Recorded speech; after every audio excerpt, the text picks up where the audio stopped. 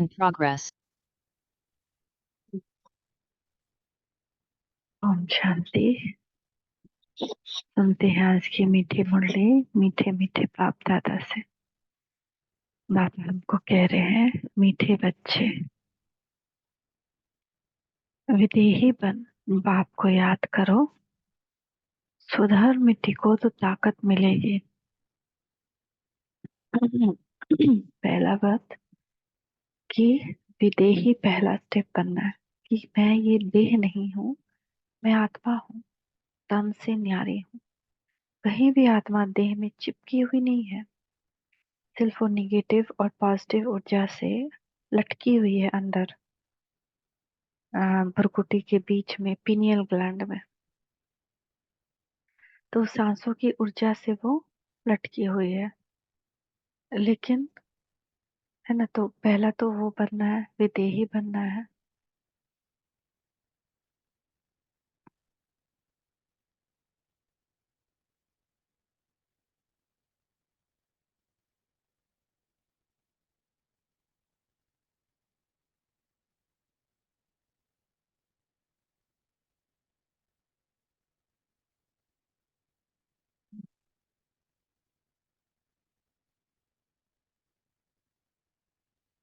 ये पहला है। पहला क्या है? विदेही बन बाप को याद करो। दूसरा है स्वधर्म। हमारा स्वधर्म क्या है? शांति, पवित्रता। स्वधर्म में टिको तो ताकत मिलेगी। तीसरा, उस स्वधर्म में दोनों करने से क्या होगा? विदेही बन बाप को याद करो और स्वधर्म में टिको। तो पहला क्या होगा? ए, ताकत मिलेगी। दूसरा, बी, खुशी मिलेगी। और तीसरा, तंदुरुस्ती हो रहेगी, हेल्थ भी अच्छा रहेगा। और चौथा, बैटरी फुल हो जाएगी। जो आत्मा की बैटरी है ना, जो 5,000 साल में खत्म हो गई, तो कितना सारा फायदा है। तो बार बार जब भी हो, चलते फिरते काम करते, मैं आत्मा चल रही हूँ इस देह के द्वारा। ये देह अलग, मैं आत्मा अलग हूँ। इस देह में मैं आत्मा विदेही हूँ। परमात्मा की किरणें मुझ पे पड़ रही हैं। मेरा बाबा आ जाओ। उनको भी देखिए अपने पास, कि जैसे हर काम में, आओ बाबा चलो कपड़ा धोते हैं, आओ बाबा चलो बर्तन धोते हैं, आओ बाबा चलो झाड़ू लगाते हैं। मेरे झाड़ू लगाने से इस घर से सारी निगेटिविटी दूर हो रही है। तो जो भी काम कर रहे हैं ना, उसमें बाबा को बुला लें, विदेही बन काम करें। मैं आत्मा इस शरीर द्वारा काम कर रही हूँ और बाबा की किरणें इस सारी गंदगी को दूर कर रही है। प्रश्न है, ड्रामा की किस नोंद को जानने को जानने के कारण तुम बच्चे अचल रहते हो? क्या हम जानते हैं ड्रामा में जिससे हम अचल रहते हैं? हमारा मन बार बार परेशान नहीं होता? तुम जानते हो ये बॉम्ब्स आदि जो बने, छूटने हैं जरूर। जो भी विनाश की चीजें बनी है, वो सब विनाश के लिए ही बनी है। बॉम्ब सब थोड़ी ना सेलिब्रेशन के लिए बने हैं। वो भी तो फूटना ही है, तभी बना है। विनाश होगा तब तो हमारी नई दुनिया आएगी, है ना। तो अगर विनाश ही नहीं होगा, पुराना घर नहीं टूटेगा, तो नया महल कैसे बनेगा? तो विनाश होगा तब तो हमारी नई दुनिया आएगी। यह ड्रामा की अनादि नोंद है। मरना तो सबको है। तुम्हें खुशी है कि हम यह पुराना शरीर छोड़ राजाई में जन्म लेंगे। सबसे ज्यादा हम क्यों अचल रहते हैं? पहला, हम जानते हैं कि सबको मरना है। दूसरा, हम जानते हैं कि अगर दुनिया विनाश नहीं होगी तो नई दुनिया आएगी कैसे, है ना। और पहला कि सबको मरना है, लेकिन हम मर करके नया राजाई में जन्म लेंगे। इसीलिए दो दो बातें, है ना। किन किन बातों? तीन बात से हम अचल रहते हैं। पहला बात कि विनाश तो होना जरूर है ना, ये पहला बात है कि विनाश तो होना जरूर है।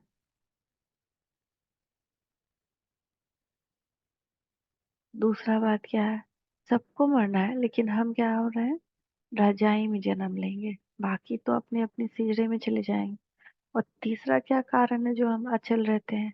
हम ड्रामा को साक्षी हो देखते हैं ना, साक्षी होकर हम देख रहे हैं, ऐसे नहीं उसमें घुस जा रहे हैं। सब आत्मा है, आत्मा मरती नहीं है।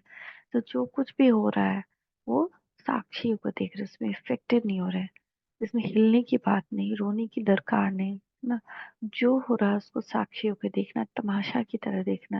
जैसे हम मूवी देखते हैं, अगर हीरो मरता है, हीरोइन मरती है, एक्सीडेंट होता है, लड़ाई होता है, झगड़ा होता है, बॉम्ब्स फूटते हैं, है ना, कुछ भी होता है, तो हम क्या होता है उसको एंजॉय करते हैं ना।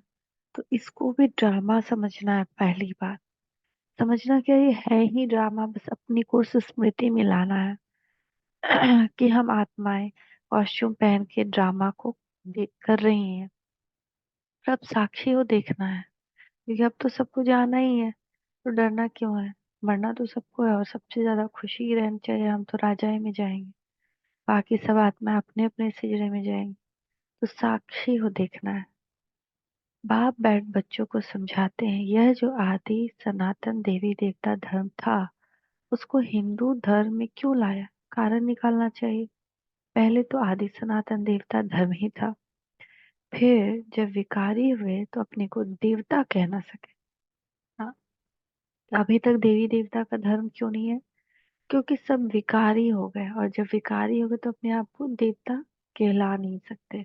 तो अपने को आदि सनातन देवी देवता के बदले आदि सनातन हिंदू कह दिया है। आदि सनातन अक्षर भी रखा है, सिर्फ देवता बदली कर हिंदू रख दिया है ना। देवता को का नाम बदली करके हिंदू रख दिया। उस समय इस्लामी आए तो उन बाहर वालों ने आकर हिंदू धर्म नाम रख दिया, तो उस सब भारत में इस्लामी वाले भी आए, तो बाकी लोग अपने आप को क्या धर्म के कहलाए, तो अपना नाम हिंदू रख दिया। पहले हिंदुस्तान नाम भी नहीं था। तो आदि सनातन हिंदू देवता धर्म वाले ही समझने चाहिए। तो पहले हिंदुस्तान नाम भी नहीं था, भारत नाम था। तो उसके बाद आदि सनातन देवता धर्म वाले ही हम हैं, लेकिन हम देवता अब नहीं हैं। वह अक्सर करके धर्मात्मा होते हैं, सभी सनातनी नहीं है। जो पीछे आए हैं उनको आदि सनातनी नहीं कहेंगे। मतलब जो आत्माएं नीचे के सेक्शन में है वो आदि सनातनी नहीं है, भले ही हिंदू में आए हो, लेकिन वो आदि सनातनी नहीं है। आदि सनातनी वो आत्माएं हैं जो सतयुग और त्रेता युग से आती हैं। वह अक्सर करके धर्मात्मा होते हैं। हिंदुओं में भी पीछे आने वाले होंगे। हिंदू धर्म में भी नीचे भी आत्मा होगी ना। कल्प वृक्ष की जो आत्मा है, मान लीजिए कि ये कल्प वृक्ष है, ये कल्प वृक्ष है, तो यहाँ सारी आत्माएं आती है ना। ये हो गया इसका रूट। तो रूट में ब्राह्मण है, फिर तना में देवी देवता है, ये पूरा देवी देवता। तो यहाँ जो आएंगी वो आदि सनातन देवी देवता धर्म की होंगी, लेकिन चूंकि वो विकारी हो जाती हैं, तो अभी यही आत्माएं यहाँ भी हैं, यहाँ पे भी हैं, लेकिन देवता नहीं कह सकते उनको, क्योंकि वो विकारी हो गई। लेकिन कुछ आत्माएं यही हैं, यही रहते हैं, यहाँ से नीचे तने से नहीं आती। तो वो तो हिंदू ही धर्म में आ रही हैं, लेकिन उनको आदि सनातन देवी देवता धर्म के नहीं कहेंगे, वो नीचे के तने वाली हैं। तुम ही सतो प्रधान आदि सनातन थे, फिर पुनर्जन्म लेते लेते तमो प्रधान बने हम ही क्या थे, आदि सनातन देवता धर्म के थे। फिर हम ही तमो प्रधान बने, अब फिर याद की यात्रा से सतो प्रधान बनो। अब तमो प्रधान बने हैं, लेकिन अभी वापस से हमको अपनी देवताई पानी है ना, हमको फिर से सतो प्रधान बनना, अपने अंदर सुंदर गुण लाने हैं। उन्हों को यह दवाई अच्छी लगेगी, बाबा सर्जन है ना, जिन्हों को ये दवाई अच्छी लगती है उनको देनी चाहिए। तो बाबा क्या करता है, पवित्रता की दवाई, शांति की दवाई, किरणों की दवाई देता है ना।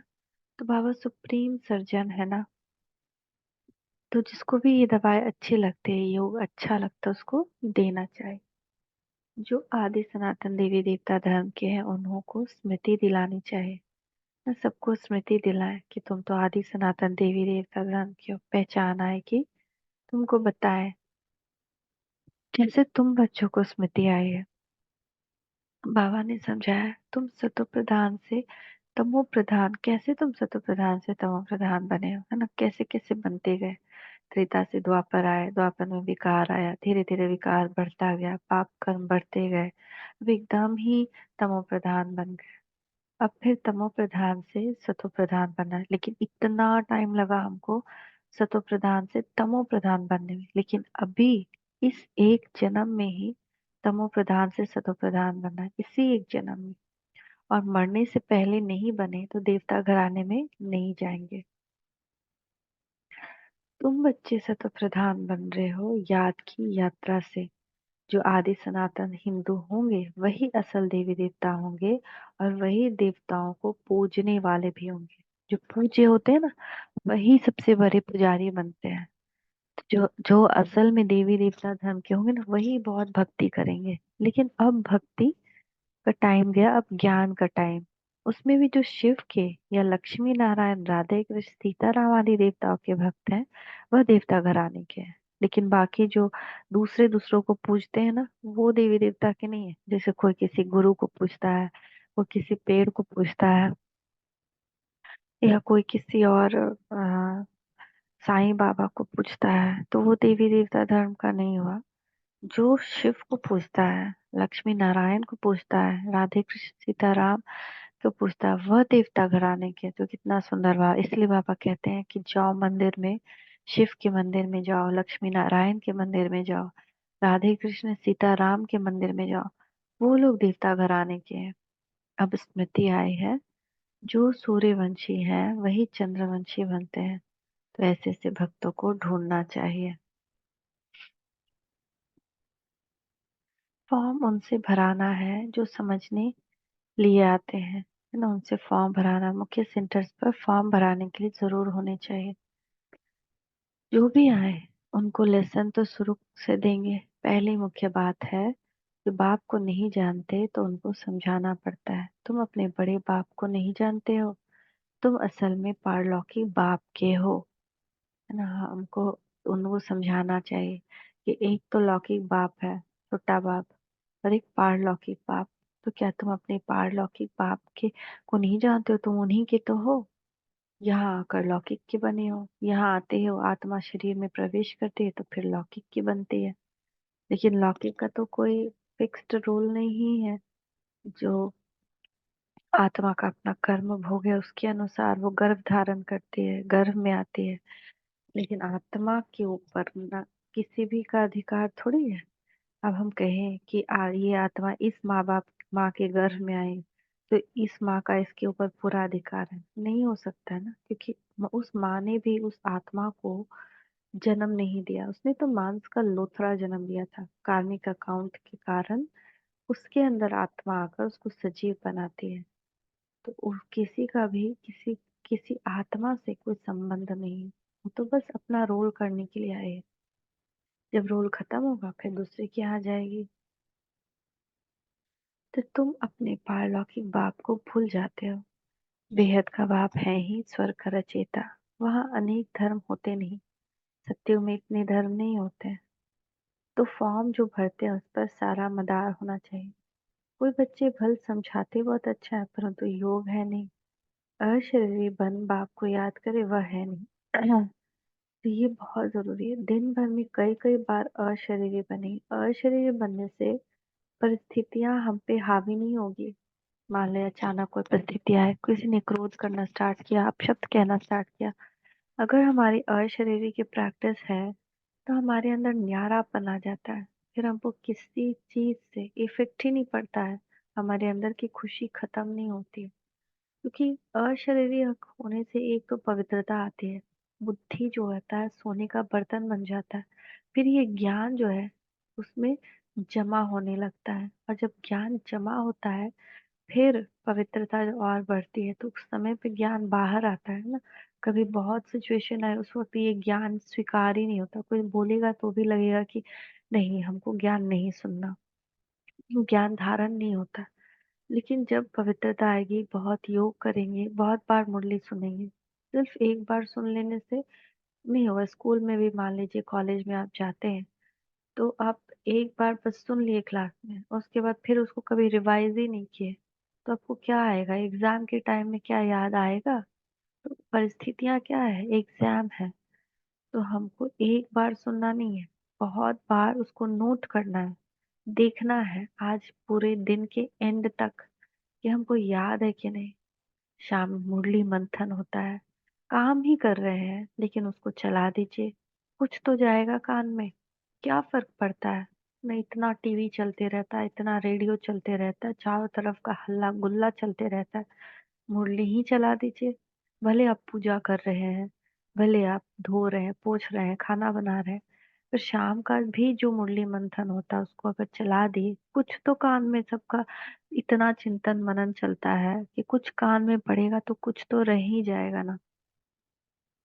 तो ध्यान देना है पढ़ाई पे, पढ़ाई पे नहीं ध्यान देंगे तो परीक्षा में 0 नंबर आएगा। यानी कोई परिस्थिति आई तो रोना धोना परेशान होना हो जाएगा। याद में ठहर नहीं सकते। भल समझते हैं, हम अच्छा समझाते हैं, म्यूजियम आदि भी खोलते हैं, परंतु याद बहुत कम है। अपने को आत्मा समझ बाप को याद करते रहे, इसमें ही मेहनत है। इसमें ही मेहनत है। बाप वार्निंग देते हैं, आज बाबा वार्निंग दे रहे हैं, कितनी बड़ी बात है। मतलब हम बस पढ़ ले रहे हैं और छोड़ दे रहे हैं कि आज भगवान वार्निंग दे रहा है। ऐसा मत समझो कि हम तो अच्छा कन्विंस कर सकते हैं, परंतु इससे फायदा क्या? चलो सुदर्शन चक्रधारी बन गए, परंतु इसमें तो विदेही बनना है। कर्म करते अपने को आत्मा समझना है ना। मान लीजिए आपको 5 स्वरूप भी याद आ गया, लेकिन मेन एम क्या है? आत्म अभिमानी बनना मेन एम है। क्योंकि हम आत्म अभिमानी बनेंगे तो हमारी जिंदगी से सारी परिस्थिति खत्म हो जाएगी। यही तो एक मेन पॉइंट है। जब हम पूरे दिन आत्म अभिमानी स्थिति में स्थित हो सकते हैं, ऐसी स्थिति हमारी हो जाए तो कोई परिस्थिति ही नहीं आएगी। अपने आप ही सारा विकार खत्म हो जाएगा, अपने आप ही सारे गुण आ जाएंगे। तो मेन चीज ही है कि अपने आप को आत्मा समझ बाप को याद करना। तो ये तो बहुत बड़ी चीज बाबा ने कही कि बाबा वार्निंग दे रहे हैं, ठीक है, लेकिन विदेही बनना है। ये देह मैं नहीं हूँ, मैं आत्मा हूँ, मैं विदेही आत्मा हूँ। कर्म करते अपने को आत्मा समझना है। आत्मा इस शरीर द्वारा कर्तव्य करती। देखिए, मैं आत्मा इस आंख के द्वारा देख रही हूँ, मैं आत्मा इस कान के द्वारा सुन रही हूँ, मैं बात आत्मा भाई से कर रही हूँ। यह याद करना भी नहीं आता, ख्याल में नहीं आता, तो उनको कहेंगे बुद्धू। आज बाबा बहुत ज्यादा क्लास ले रहे हैं। अगर इतना करना भी नहीं आता कि मैं आत्मा शरीर द्वारा कर्तव्य कर रही हूँ, मैं आत्मा अलग हूँ, मैं मेरा पिता जो अपर लौकिक पिता वो भी विदेही है, वो भी अशरीरी है, अगर ऐसे ख्याल करना नहीं आता तो बाबा कह रहे हैं वो बुद्धू है। बाप को याद नहीं कर सकते, सर्विस करने की ताकत नहीं। याद बिगर आत्मा में ताकत कहाँ से आएगी? तो अभी तक भी सर्विस नहीं कर पा रहे हैं, उसका कारण याद नहीं है, याद की शक्ति नहीं है। तो याद नहीं तो ताकत भी नहीं आएगी ना। आत्मा की बैटरी कैसे भरेगी? सिर्फ एक बार सुबह में भी बैठ जाने से और फिर दिन भर विकर्म हो रहा है। देह को याद करना, देहधारी को याद करना, ये भी विकर्म है। तो हम दिन भर विकर्म कर रहे हैं, तो सुबह का तो आधा दिन में ही खाली हो जाएगा। रात को सिचुएशन आएगी, फिर से हम अपने आप को कमजोर समझेंगे, फिर हम सोचेंगे सुबह तो योग किया था, फिर दिन रात में ऐसा फिर सिचुएशन आया, क्यों नहीं मेरा शक्ति काम कर रहा है? तो आत्मा का शक्ति तो आधे दिन में खत्म हो गया, लेकिन हमको तो भरना है 5,000 साल के लिए।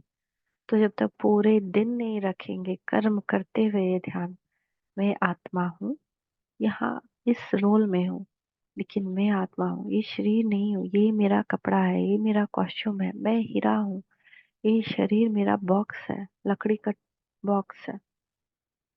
मैं आत्मा पंछी हूँ, ये मेरा पिंजड़ा है, देह मेरा पिंजड़ा है, लेकिन मैं देह के बंधन से मुक्त हूँ। मैं आत्मा मोती हूँ, ये देह सीप है।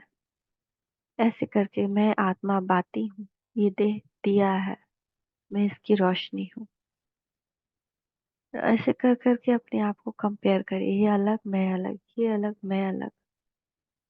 बैटरी कैसे वह चलते चलते खड़ी हो जाएगी, ताकत नहीं रहेगी।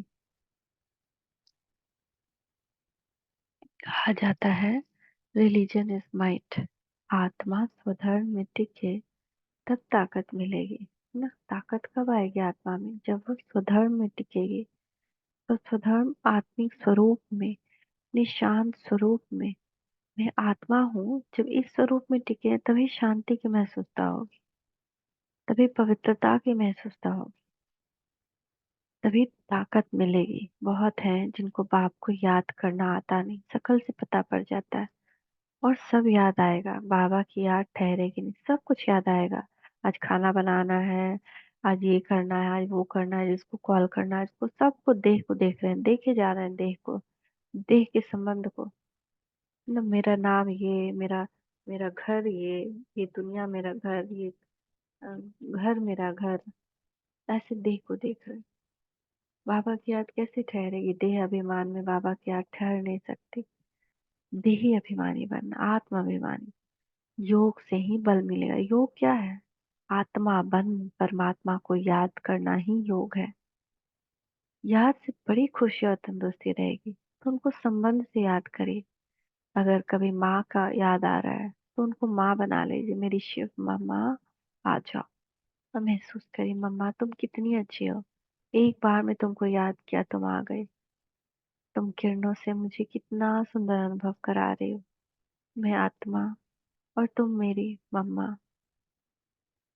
शिव मम्मा, तुम्हारे आंचल में आकर जैसे मैं निश्चिंत हो गई, इससे उनसे रिश्ता बनाए। पिता के संबंध में याद करें, दोस्त के संबंध में याद करें, सदगुरु के संबंध में याद करें। गुरु टीचर क्या करता है, टीचर के संबंध में याद करें। खेवैया के संबंध में याद करें, माली के संबंध में याद करें। कैसे भी करके उनको याद किए रहे, अपना बच्चा बना के याद करें। उनके साथ खेलें, खुद भी बच्चे बन जाए, उनसे बातें करें, बहुत बातें करें। याद से, योग से ही बल मिलेगा। याद से ही बड़ी खुशी और तंदुरुस्ती रहेगी। फिर दूसरे जन्म में शरीर ऐसा तेजस्वी मिलेगा। और याद से अगर हमारे अंदर बल भर गया तो दूसरे जन्म में शरीर ऐसा ही तेजस्वी मिलेगा। आत्मा प्योर तो शरीर भी प्योर मिलेगा ना। अभी आत्मा इम्प्योर है तो शरीर भी इम्प्योर, आत्मा बीमार है इसलिए शरीर बीमार हो रहा है।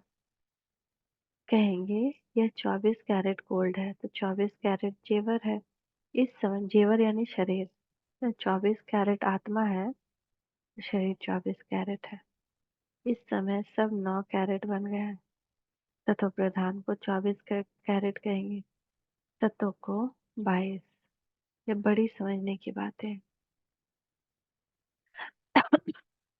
बाबा समझाते हैं पहले तो फॉर्म भराना है तो पता पड़े कहाँ तक रिस्पॉन्स करते हैं, कितनी धारणा की। फिर यह भी याद आता है, याद की यात्रा में रहते हैं।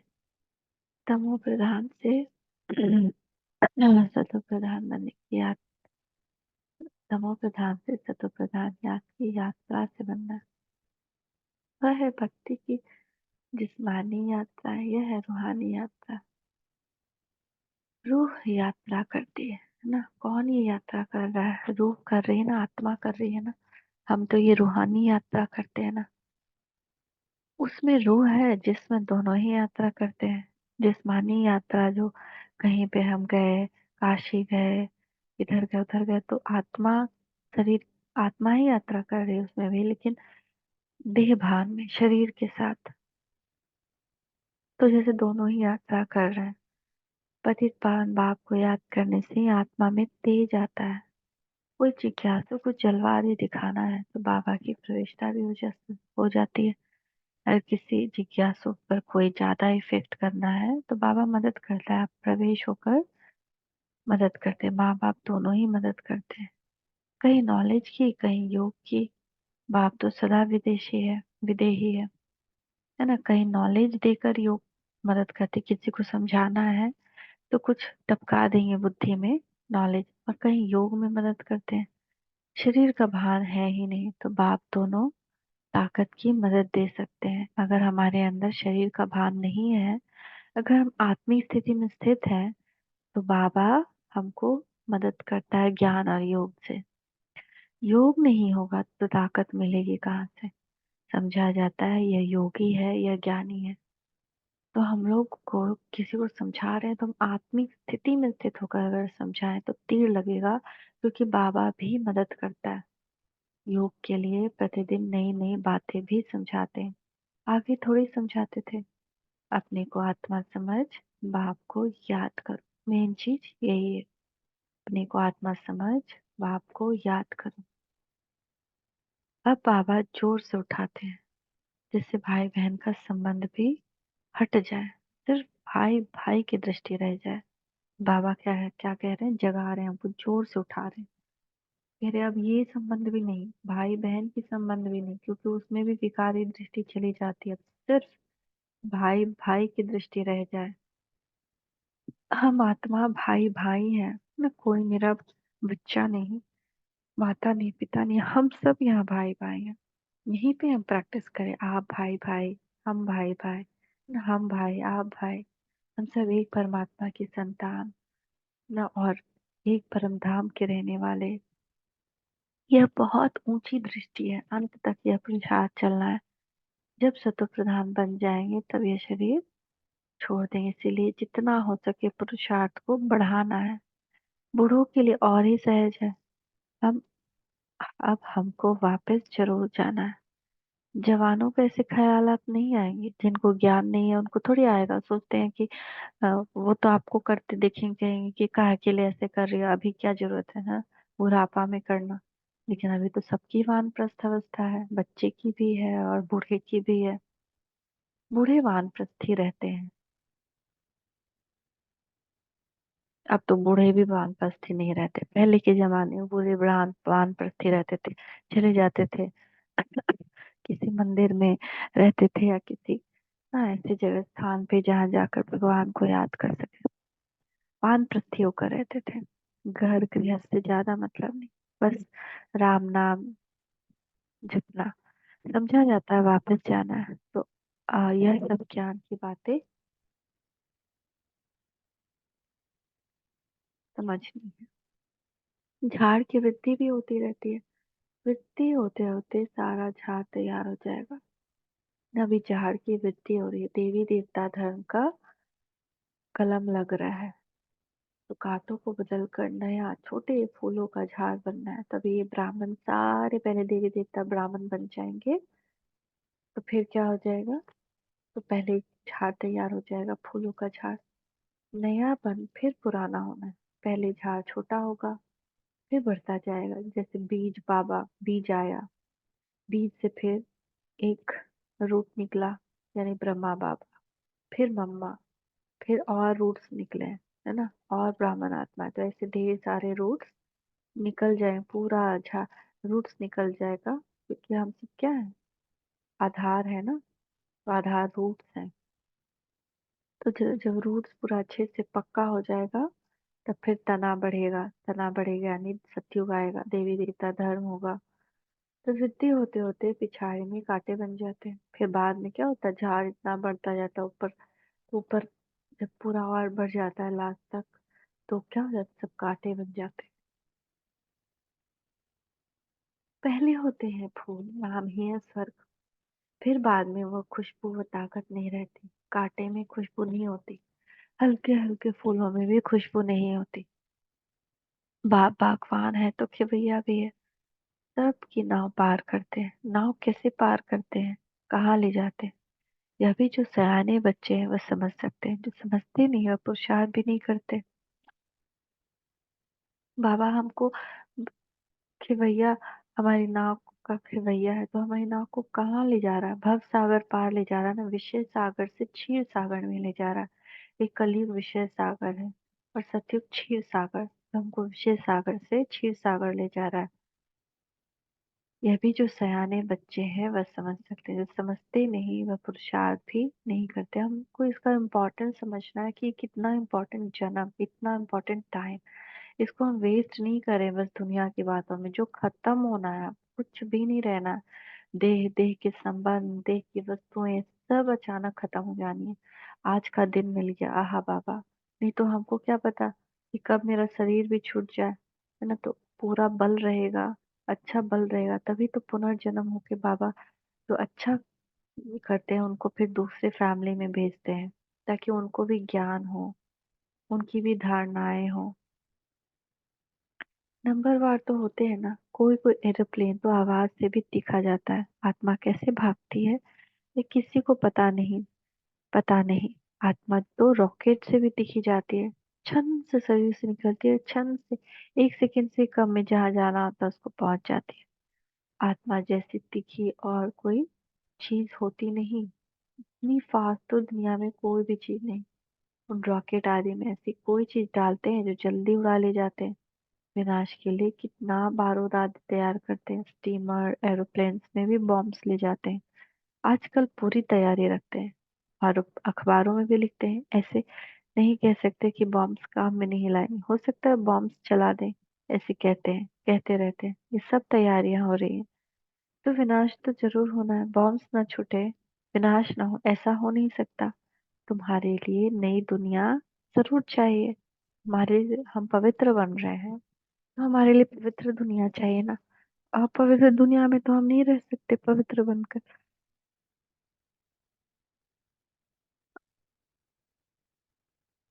यह ड्रामा में नूंद है, इसीलिए तुमको बहुत खुशी होनी चाहिए। मेरी हुआ मौत, मल्लू का शिकार, चारों तरफ मौत का नजारा होगा, लेकिन हम सब खुशी के झूले में झूलेंगे। क्यों? क्योंकि पुरुषार्थ जब अच्छा किया होगा, योग बल अच्छा इकट्ठा किया होगा, तो बाबा घुमाएगा सत्य उस वक्त। ड्रामा अनुसार सबको मरना ही है। तुम बच्चों को ड्रामा का ज्ञान होने के कारण तुम हिलते नहीं हो, साक्षी होकर देखते हो। रोने आदि की दरकार नहीं। जब ऐसा कुछ होगा तो उसके लिए हमारे में बल चाहिए ना। खून की नदी बहेगी, बॉम्ब्स फटेंगे, भाई भाई एक दूसरे का दुश्मन ऐसा बन जाएगा। कौन किसको मार रहा है, भूख, भूख से सारी दुनिया एक दूसरे को ही खाने के लिए लपक पड़ेगी ना। कभी ऐसा कोई सुना था टाइम कि ना, जब कुछ नहीं खाने को था, बहुत सूखा पड़ गया था, तो कोई भी मांस मिल रहा था तो वो सब खा ले रहा था। तो ऐसा एक बूंद पानी का जब नहीं रहेगा, एक अना काना दाना जब खाने का नहीं रहेगा, तो कैसे पागल हो सब। एक किसी के हाथ में अगर ब्रेड का टुकड़ा मिल गया, तो कैसा उसके ऊपर सब लपके झपकेंगे, उसके लिए कितनी मारा मारी हो जाएगी, कितनी खून की नदियां बह जाएगी। उस मार कोई ब्रेड भी नहीं खा पाएगा, एक दूसरे को ही मार देगा। तो कैसा भयंकर सीन होगा, सोच सकते हैं। तो उस सारी चीज को अभी से प्रैक्टिस करनी। कुछ भी लड़ाई झगड़ा हो रहा, कोई कुछ भी शाउट कर रहा, कुछ भी बोल रहा, अरे उसका ड्रामा में वो डायलॉग है, हमको साक्षी वो देखना है, उसके लिए दुआएं निकलनी चाहिए, रहम आना चाहिए। हमको उससे जाकर भिड़ नहीं जाना है। तो रोने के आगे की दरकार नहीं, साक्षी वो देखना है। समय पर शरीर तो छोड़ना ही होता है। तुम्हारी आत्मा जानती है हम दूसरा जन्म राजा ही मिलेंगे, मैं राजकुमार बनूंगा।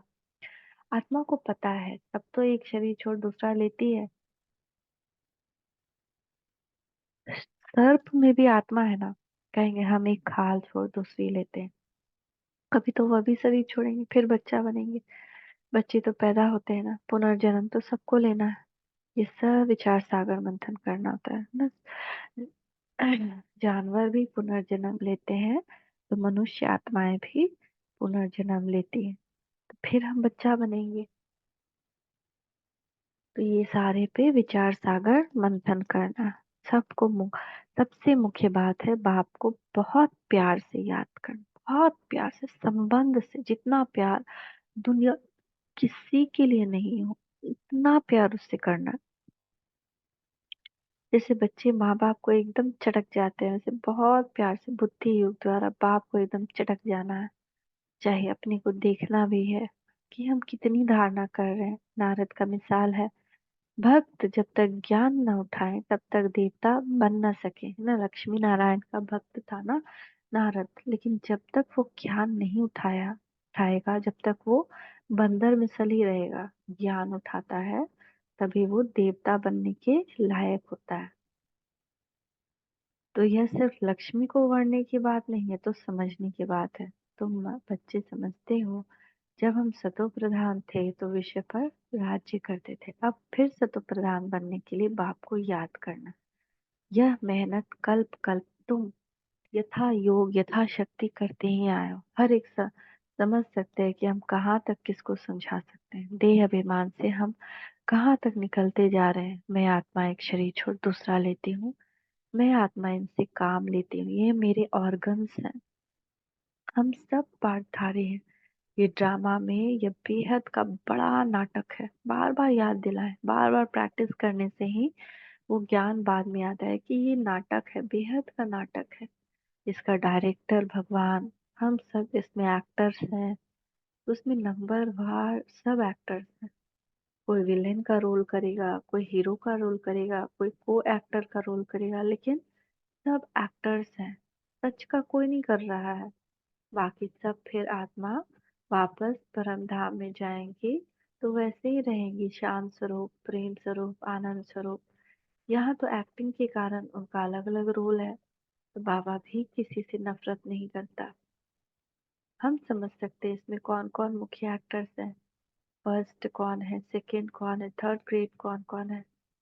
तुम बच्चे बाप द्वारा ड्रामा के आदि मध्य अंत को जान गए। रचयिता द्वारा रचना की नॉलेज मिलती है। रचयिता ही आकर अपना और रचना का राज समझाते हैं। यह उनका रथ है जिसमें प्रवेश कराए कहेंगे तब तो दो आत्माएं हैं। यह भी कॉमन बात है। पितृ खिलाते हैं तो आत्मा आती है ना। आगे बहुत आते थे, उनसे पूछते थे।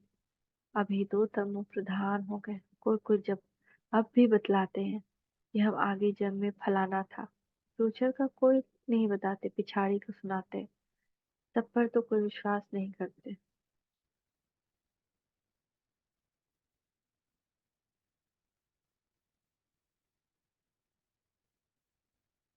बाबा कहते मीठे बच्चे, अब तुमको शांत में रहना है।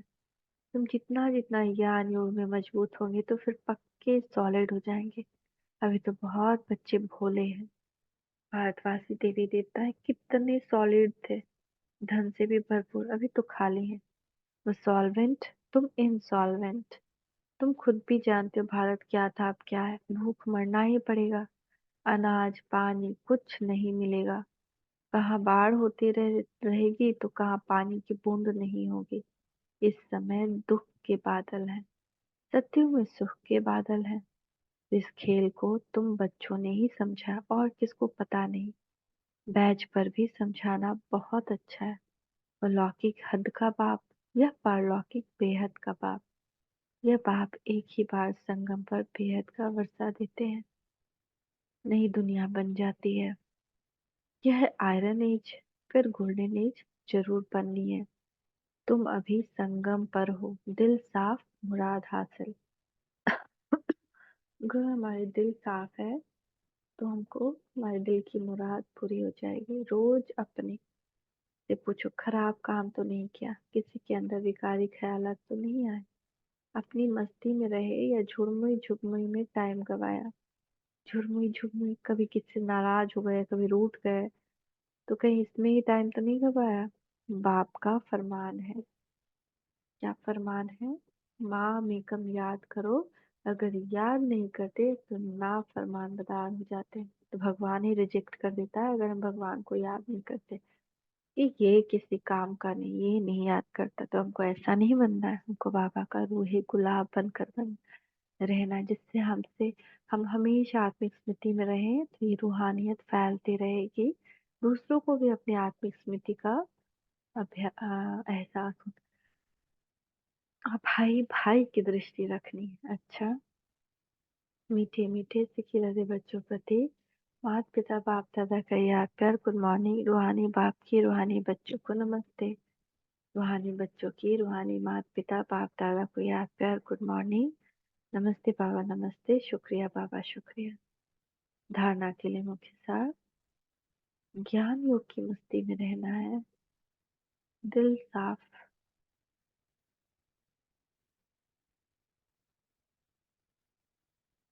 दिल साफ रखनी है। झुरमुई झगमुई व्यर्थ चिंतन में अपना समय नहीं गवाना। दूसरा, हम आत्मा भाई भाई हैं। अब वापस घर जाना है, यह अभ्यास पक्का करना है। विदेही बन, स्वधर्म में स्थित हो, बाप को याद करना है। विदेही बनना है, स्वधर्म में टिकना है, अपने शांत स्वरूप में टिकना है। वरदान, स्वस्वरूप और बाप के सत्य स्वरूप को पहचान। अगर हम अपने आप को पहचानते हैं, बाप को पहचानते हैं, तो अच्छे से पहचान के अगर हम अपने पहचान लेते हैं, हमारे अंदर सत्यता की शक्ति आती है और सत्यता की शक्ति को धारण करने वाले दिव्यता संपन्न बनते हैं।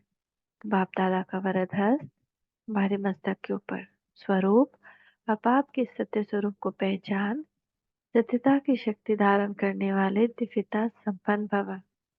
जो बच्चे अपने स्वरूप को व बाप के सत्य परिचय को यथार्थ जान लेते हैं और उसी स्वरूप की स्मृति में रहते हैं, उनमें सत्यता की शक्ति आ जाती है। उनके हर संकल्प सदा सत्यता व दिव्यता संपन्न होते हैं।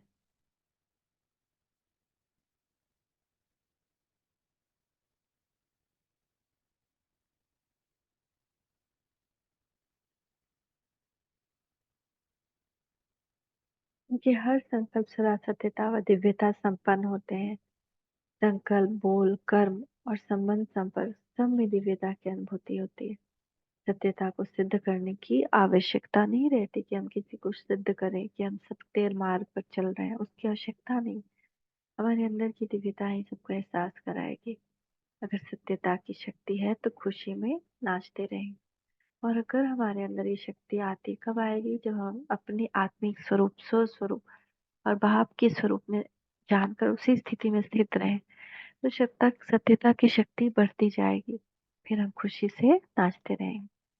स्लोगन है, आकाश देने की सेवा करो तो समस्याएं सहज ही भाग जाएंगी। हमारे जीवन में जितनी समस्याएं है ना, अगर हम विषय को साकाश देते हैं तो सबसे पहले साकाश हमारे करीबी आत्माओं को मिलता है।